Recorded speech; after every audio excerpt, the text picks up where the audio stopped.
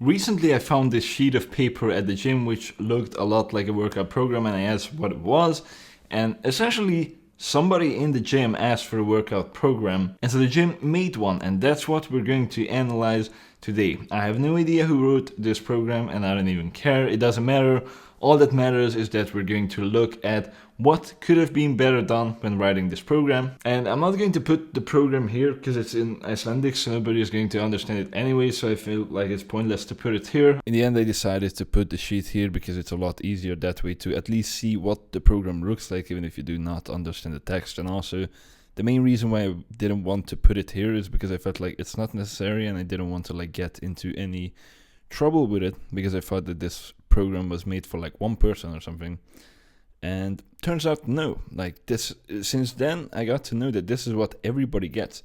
If you enter the gym and you ask the reception for a program, for whatever reason, this is what they will give you. And I find that infuriating. You pay over $70 a month for a fucking gym membership, and then the gym itself that you pay that money to, they want you to not even make any progress at all. The very first thing that we're going to have to look at is who is the program being made for.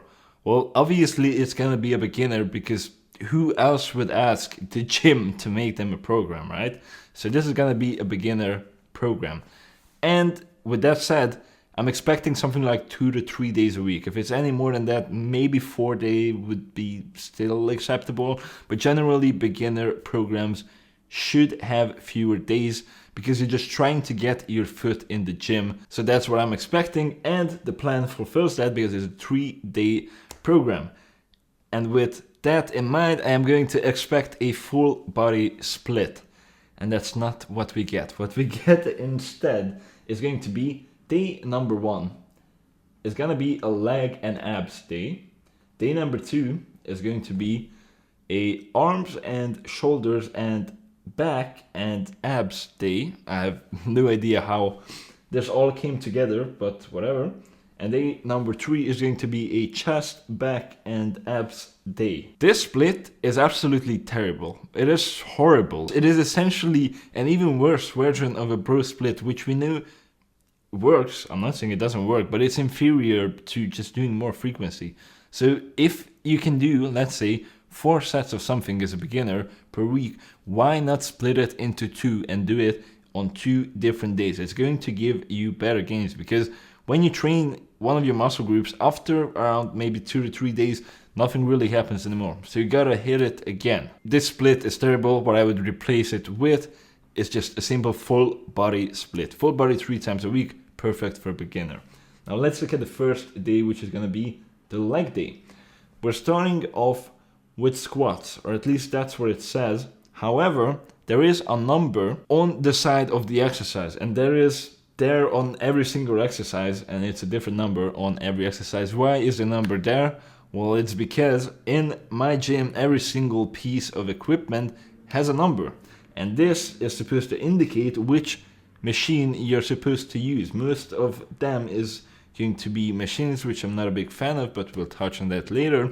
This is 30, and I went through my entire gym 4 times, and I tried to find machine number 30, but I couldn't. Number 30 wasn't on any machines, it wasn't on a cable, it wasn't on a squat rack, it wasn't on anything. So there are really 2 pieces of equipment that you can do squats on that I can think of in my gym. Number 1 is a bar squat, which is a great option. Number 2 is just doing a normal barbell squat in a rack, which is also a great option. Number 3, maybe a Smith machine squat. I'm not a huge fan of that for beginners if that is the only squat that you're going to be doing, but if you're also doing some sort of other squat, then it could be good. But if it's anything else, since I knew the sort of machines that we have in the gym, and we don't have anything like a hack squat or a pendulum squat, all of the other leg machines that we have are garbage. So these are the only 3 options that, if that was meant to be, it's good. If it's anything else, it's probably gonna be garbage. So I hope that it is something like a barbell squat. And it's gonna be 4 sets, and there is no rep range. Instead, it's 12, 10, 8, 8. Why? I've seen a couple of people do this kind of thing in programming before, where they would give 10, 8, 6. And it doesn't make any sense. If you can do 12 reps on the first set and then on the second you can do 11, why would you do 10? It doesn't make any sense. And especially because it goes 12, 10, 8. Realistically, if you drop that many reps after 2 sets, that on the third you're going to be doing 8, whereas you did 12 on the first set, you have a shit work capacity, which, I mean, you're a beginner, so it's kind of not that big of a problem because we're going to work on that. But after that, if you drop that many reps that you went from 12 to 8 within 3 sets, on the fourth, why can you do 8 again? It doesn't make any sense. So I would just put something like a rep range here instead. You could say that this could be a rep range of 8 to 12. 4 sets of 8 to 12. That rep range could be fine for squats. It's maybe a little bit too high, although I like high rep squats. But I think most people will generally want to hang themselves based on that after a couple of months. So I would put something like a 6 to 10 instead, and only 3 sets. You do 6 sets a week, that you can just do 3 sets twice a week, or you can do 2 sets 3 times a week. Those are the options that you have, that I recommend. But overall, squats, so far, so good. Exercise number 2 is where you lost me, which is leg extension. We're done with our quads, okay? We did 4 sets already. It's gonna be perfectly enough. We don't need a leg extension. There's no point in doing it, especially because when it comes to a beginner program, you're going to be doing full body. And you're not going to be able to train that much because you're a beginner. You cannot handle a lot of volume. So what you want to do is get movements that give you a lot of bang for your buck. You don't want something like a leg extension because it's completely pointless at this point. You want big movements, squats, hack squat, belt squat, stuff that hits a lot of muscles. You need big compound movements, and you will also need isolation, but why would you isolate something that you could just hit with a big compound movement? You should reserve the isolation for the muscles that actually need it and that don't get hit enough from the compound movements, which is something like bicep, tricep, but definitely not your quad, because you've already done squats for that. So I would just get this out of the program. This doesn't make any sense, but it's going to be a 3x10. I'm not a big fan of a static rep range. I would much rather use something like a 3x8 to 12 here, but I would not even do it. So we already have 7 sets of quads, which it should be enough for the entire week. Like, even if you split this in 2, you could have just done 6 and you could have grown a lot. I'm not even doing 7 sets of quads per week. I'm doing 6. And it's not like I'm a beginner. I have almost 27-inch quads at this point. The third exercise that we have is going to be a seated leg curl. Again, 3 sets of 10. I am fine with this exercise. I like this exercise. Should a beginner do this exercise? You don't necessarily need to, but I like leg curls. I think that just from doing hip hinges, you cannot get all of your hamstring gains. So doing something like a leg curl in addition is going to be beneficial. But what I would do is just do a hip hinge and then maybe do 1 set, maybe do 2 sets of hip hinges on Monday, then again on Friday, and in between you can do 1 to 2 sets of leg curls on Wednesday. But if you have to choose, which you don't, but in this program there's going to be no hip hinge, as you will see later on, choose a hip hinge because it's a lot more bang for your buck. If you don't have the time to do a hamstring curl on one day and some sort of hip hinge variation like an RDL on another day, then just do the RDL because it's a lot more bang for your buck. It hits a lot more muscles. And 3 sets, nah, I would do probably 1 or 2 sets. And in terms of the rep range, it's a 3x10 again. I would do maybe an 8 to 12, maybe a 6 to 10. Those 2 were good. The fourth exercise is going to be a leg press. Why are we doing more quad volume? Especially why 4 sets? And also, this is not a normal leg press, which is something that I'm not a big fan of. But it's still better than what this is, because I went in the gym and I looked at which machine this is. I thought this was the normal leg press, but no. This is the leg press where you're just normally seated and the sort of foot pad that you put your feet on is in front of you. And I've tried that machine before. It didn't do anything. It's a completely shit machine. Like, you can do a bunch of volume on that machine. Next day, you go home, you're not going to feel anything. And nothing is going to happen. You're not going to grow at all. And one of the main criticisms that I have against that machine is it doesn't let you get enough range of motion. I'm a really tall person. I'm 6'3", and it doesn't even let me get enough range of motion. And if you understand physics and mathematics, you know that somebody who has a longer torso and longer legs will get more range of motion. Somebody who's way shorter, they're not going to get as much range of motion as me. So I hate this machine and it's completely unnecessary. Exercise number 5 is going to be calves. Finally, something that makes sense. 3 sets of 15. I'm perfectly fine with that. Now this is on the calf machine. On the calf machine, when you're seated, your legs aren't bent, they're straight, which is something that I like. I really don't like calf work where you bend your knees. I think that it's inferior. When I've done them, I had way shittier gains on my calves than after I started doing only extended knee calf raises. However, again, this machine, I've tried it before, it doesn't allow you to get enough range of motion.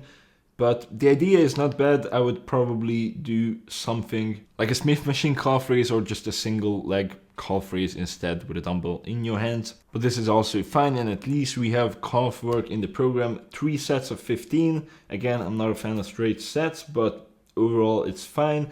I would do 3 sets of 10 to 15 as a rep range, or 15 to 20. These are the 2 options that you have, but I would personally do them both. So what I would do is you do 3 sets on one day of 10 to 15, and on the other day you do 3 sets of 15 to 20. Then we have a kickback machine, which it's really funny, by the way. All of these exercises, after them, it says what muscle groups they hit, and here it says feet.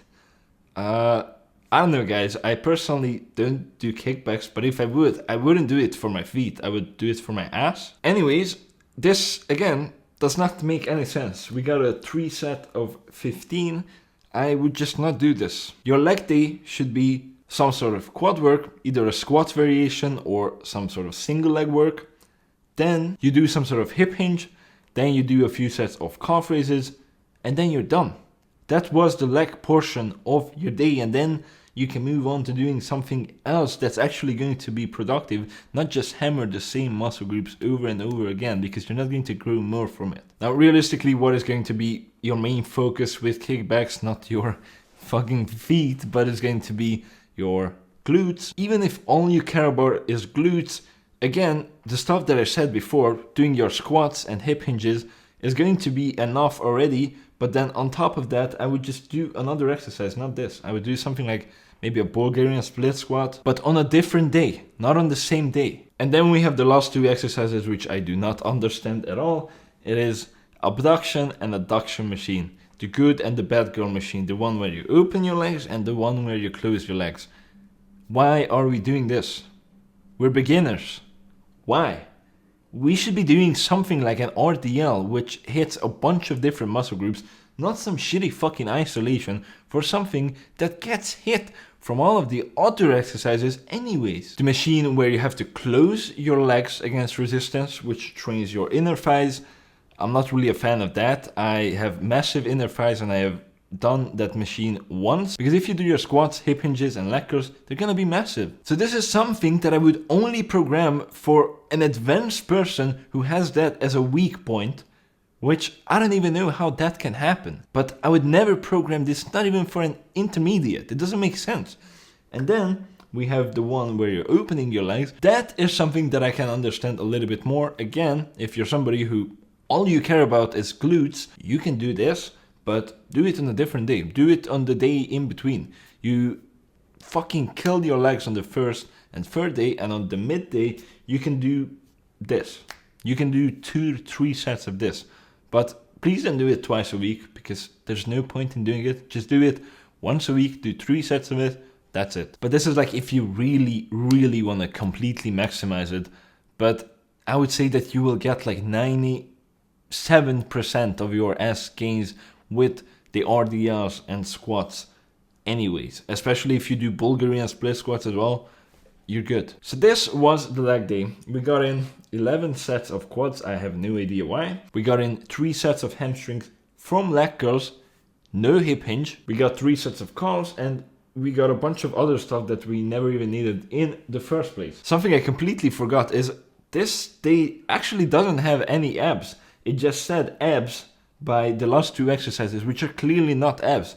They train your abduction and adduction muscles. But now we're moving on to day number 2, which is going to be shoulders, arms, abs, now actually abs, and back. I guarantee you that if you cram all of your arm volume together, they're never going to grow, but at least we are isolating them, so that's already something that is good. Number 1, we're starting off with bicep curls on a machine. It's gonna be machine number 18. It's the machine where you sit and you have a pad here and then you just do like this.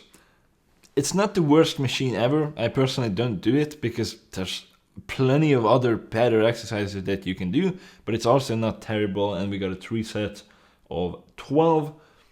Perfectly fine. I would again do a rep range 8 to 12, but I'm so far okay with that. Number 2, we have again biceps, 3 sets of 20. Now whoa, I have no idea why. Don't do 20. You're just not going to be able to properly go to failure. Just do 12 at the max. And then here we don't have any number, no machine, it just says weight. Now I have only one problem with that. Since it only says bicep exercise with weight, which one? Are we doing a preacher curl with an easy bar or a barbell? Who the fuck does a preacher curl with a barbell? But anyways, it's possible to do. Or dumbbells. Or are we doing just a normal standing curl with a barbell, with dumbbells, with an easy bar, with hammer grip? Are we doing an incline curl? Are we doing an incline hammer curl? Are we doing spider curls? Are we doing it with dumbbells, easy bar, or barbell, or hammer grip? What are we doing? Like, I listed a bunch of different exercises that are not the same that you do with weight, but there's nothing here. It just says biceps with weight. So what are we really doing? Because some of these exercises, something like a barbell curl is going to be vastly different from something like a dumbbell preacher curl, which is also going to be vastly different from something like a spider curl. So what the fuck are we doing? Well, I got your answer. What I would do personally here is either a preacher curl or an incline curl. Then we're moving on to the tricep part, and we're starting off with dips. And I was thinking like, okay, so this is probably gonna be some garbage machine. No, it's actually a dip. Now, it's on the assisted dip machine, but at least it's a legitimate dip. And realistically, like, if you don't need the assistance, you can just do normal dips, and that's gonna be a perfect thing. However, this is not triceps. Like, the amount you need to bias your dips in order for them to be tricep dips is insane, and a beginner is not going to know that, and it's not going to do that, and it's also not even going to be able to do that, because for that you need a lot of tricep strength. So a dip is going to be a chest exercise. It's also going to hit your triceps, but it's going to mainly target your chest and your front delts, and your triceps are going to be the last thing that is going to target. However, the movement itself is good. I'm not really a fan of the assisted machine. If you actually want to learn how to do dips, you should try to either do negatives until you learn it, or maybe use a resistance band. But with the assisted dip machine, the problem is like, yeah, that's sort of a different exercise, but it's not going to make you learn how to do dips. And we got a 3x10. I'm fine with that. Yeah, I would probably stay between like 6 and 12, so something like an 8 to 12 or a 6 to 10 would be good here, and 3 sets perfectly fine. The next exercise is going to be a tricep press. That's what it says, and I looked at the machine. You know what it is? It's the one where you do it like this. So it is essentially dips again, just on a machine. Why? We already did dips. We just finished doing dips. Why are we doing dips now on a machine? Don't do it. And then it says as a third tricep exercise, tricep pull. I have no idea what that means. As far as I remember, I either didn't find the machine or it was the cable machine. If it's a cable, I assume that it is a push down. If it's not, then I have no idea what it was. And it's a 3x10 tricep push down at a 3x10. I'm fine with that personally. However, the long head was not targeted. We didn't do any tricep extensions. So what I would do instead is do 3 sets of triceps, and you split that between push downs and extensions, because you start off with push downs in order to warm up your elbows so that you do not fuck them up when you get to the extensions, which are a lot more stressful on your elbows. So you can do 1 set of push downs and then 2 sets of extensions, or the opposite, 2 sets of push downs and 1 set of extensions. What I personally would do is do one on one day, do the other on the other day. But you can also do 2 sets 3 times a week. I would also recommend everybody to do the JM press somewhere. Do like 1 to 2 sets of it per week, because it's a great exercise. Then we're moving on to shoulders, and we start off with a shoulder press on a machine, which again I'm not a fan of. I have no idea why we're doing everything on machines where we could just do something like a barbell overhead press. I know some people have this idea that when you're a beginner you need to start off on machines because you don't know how to do the non-machine movements yet, and so you will have to start on machines and then go into those other movements. If you don't do those more complicated movements, how the fuck are you supposed to learn them? Like, if you don't know them, I assume that you will want to learn them. And how do you learn them? By doing them, not by doing machines. Like, I can guarantee you that if you're using some sort of fucking squat machine and you're like, oh, I'm a beginner, I'm doing the squat machine, and then when I will be a little more, not as much of a beginner, I will start doing squats. When you start doing squats, it's going to be like you're a beginner again, because you're not doing squats and you don't have the stabilizer muscles. So you're either going to be injured, you're just going to be pathetically weak on it and not going to be able to get any real stimulus for your quads when you later on start doing them. So why not just start with them in the first place? So many people think this, that you need to start with machines and then graduate to free weights, when in reality it is the opposite. You need to start with the free weight and then you can graduate onto the machines, because you can get all of your gains easily with the free weights when you're a beginner, and then when you get a lot more advanced, you can move on to using machines, because it's going to be more beneficial, because at that point you will need to be a lot more precise to get in enough stimulus for your muscles to grow, and so you will need to try to perfect everything, and that's why you will need something like a Smith machine, for example, which will help you forget completely about stabilization. It will stabilize the movement instead of you, and all you will have to do is just push. But also, besides doing the shoulder press on the machine, are you seeing the problem here? We already did triceps. So the triceps are involved on the shoulder press. So what is going to happen here? Our triceps are fatigued. So now we're not going to be able to adequately hit our shoulders because of that. So why didn't we just do shoulders first and then triceps? And why did we even start the day with bicep exercises in the first place? Like, you should do the most tiring, biggest exercises in the beginning of the day, and then you should go into the smaller exercises, because that's when you have the most energy, in the beginning of the day. So realistically, we should have started here with either shoulder press or dips and then do the other one. So we start with dips and then shoulder press, or opposite, shoulder press and then dips. At the shoulder press we have 3 sets of 10. I'm fine with that, that's good. Yeah, I would do 3 sets of 6 to 10. And then a shoulder fly. This is going to be the side delt exercise, the machine, where you do it like this. I personally have no problems with that. I like that machine, and I think this is actually a good use of a machine, because we're actually talking about a good machine and a muscle that is good for you to do with a machine, if that makes any sense. 3 sets of 12, that's good. Yeah, I would do 3 sets of 8 to 12, or maybe 10 to 15 on this one. And then after this, we have front shoulders, and this is not a machine this time, this says weight. So what is that going to mean? It's going to be a front raise. No, don't do it. Don't ever do a front raise. Every single rep of front raises that you did, you could have spent on doing overhead press variations, which are a lot better. That's number one. Number two, we already hit our fucking front delts with 3 sets of shoulder press and also with 3 sets of dips. So now why are we doing even more front delt work? It doesn't make any sense. And rep range 3 by 20.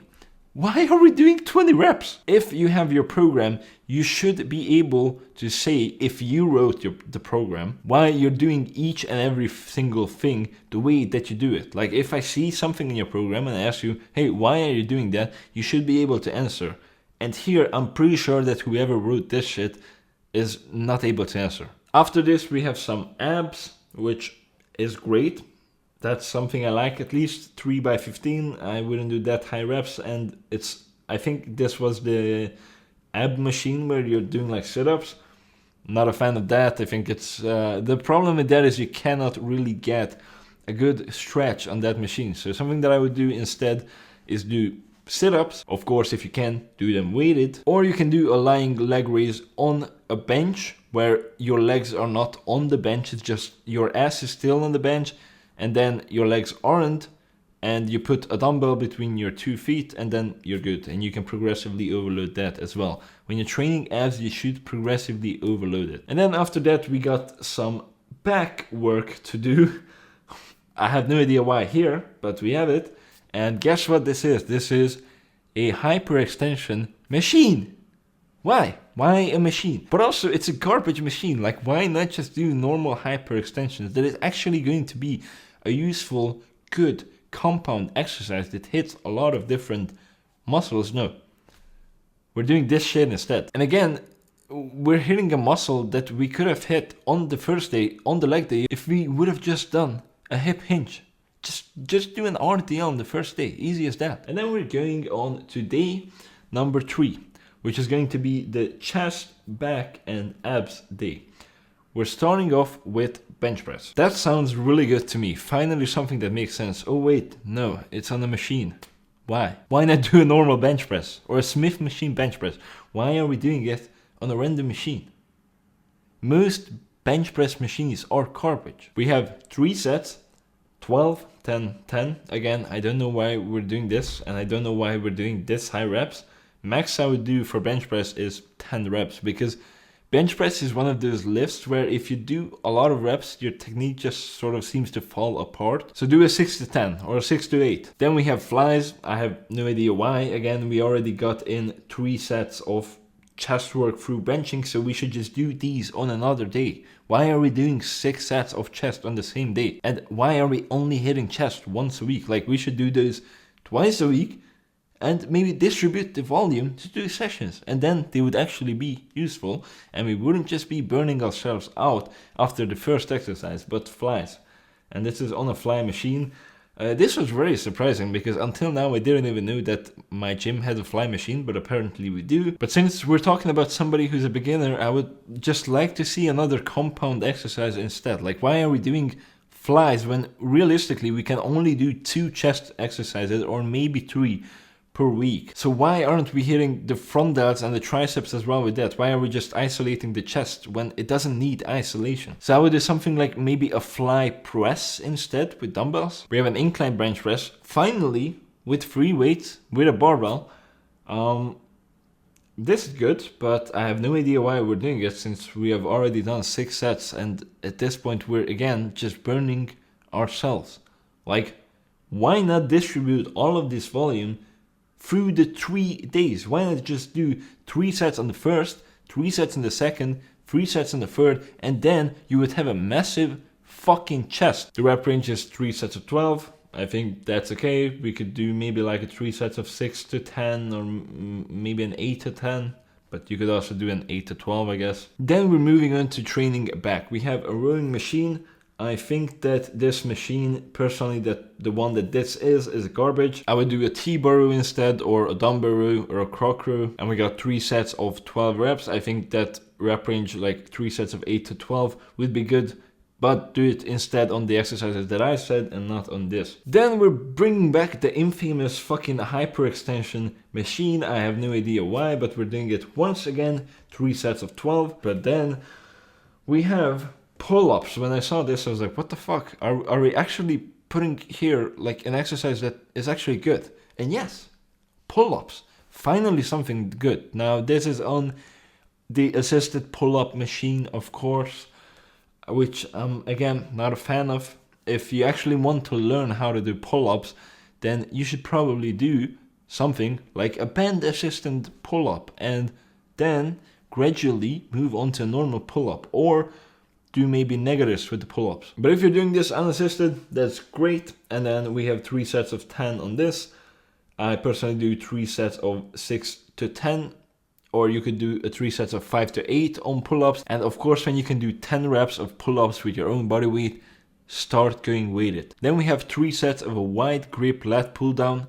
I have no idea why, because we just did pull-ups. I'm not a fan of lat pull downs because I think pull-ups are just simply superior in every single aspect. Can I explain why? No.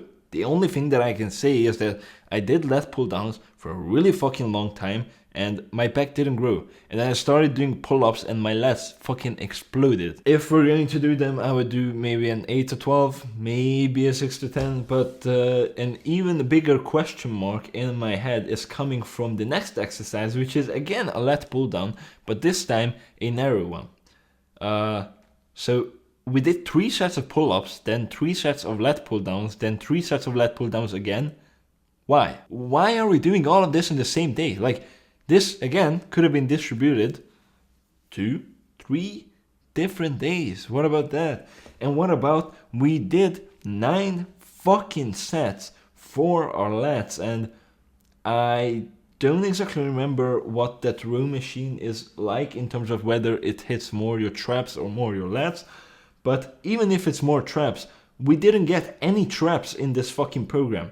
We got a lot of lats and no traps. So we're going to end up looking like me. Like, for me personally, my lats are a strong point and my traps are a weak point that I'm trying to bring up. And this program is definitely going to make you lat dominant because it has absolutely no trap work at all. If you look at the whole week, how I would do it is I would do a hip hinge twice a week, which are going to hit your lower back.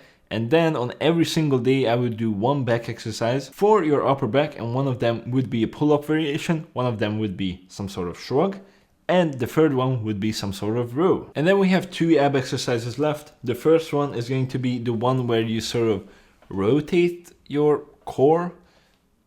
I genuinely have no idea what that exercise is like. I have never done it, and so I'm not going to just shit on it without having any knowledge of it. I have no idea what this is, so I'm not even going to comment on it. We got a 3 sets of 15, but after that we have a leg raise, and this is not a hanging leg raise, but it's the same position. It's one where, you know, you have some sort of shit to put your arms on here, and then you do your leg raises. Now, I'm not a fan of that. I'm sick and tired of pretending like hanging leg raises and these sorts of leg raises work. They don't. Like, I know a lot of people who I consider good sources of information say that hanging leg raises are good. They're not. Okay? I personally disagree. I think they fucking suck. And if you look at the movement, like, they don't work. And if you look at the movement, it's not even supposed to work. Like, it's just a shitty contraction. There is no stretch on your abs at all. And there is no stretch, but even if there would be one, there is no tension in it. So realistically, you're barely doing anything. And I understand that the stretch is not everything, but when it comes to your abs, it sort of is, because I tried doing like non-stretch based movement for my abs for years and they just didn't work. And as soon as I changed my exercises up to exercises that actually emphasize the stretch, my abs fucking exploded completely. So when it comes to abs, stretch is almost everything in my opinion, in my ab training philosophy at least, because that's what worked for me. And other than that, I didn't change anything. Like, I didn't change my volume. I didn't start training abs more or less or any of that. I didn't start training abs harder. All I did was I changed my exercise selection to stretch-based movements. So I hate this fucking movement and I think it fucking sucks. And what I would do instead is just flip yourself. Your torso should be not like this, but like this. Now you're lying on a bench, and now there's a dumbbell between your feet, and now you actually get a really good stretch, and it's a lengthened biased movement, so it's going to be great for your abs. It's a lot better exercise than all of the hanging variations. And with that, we came to the end of this terrible program. This was the perfect example of a beginner program that is a complete trash and that, in my opinion, nobody should do. And this is the perfect example of how to not program for beginners. And if you want to know how to program for beginners, and if you want to see a good beginner program, stay tuned, because I do have a little surprise for you for the next video. And while you're waiting for that video, you can click here to watch my last video.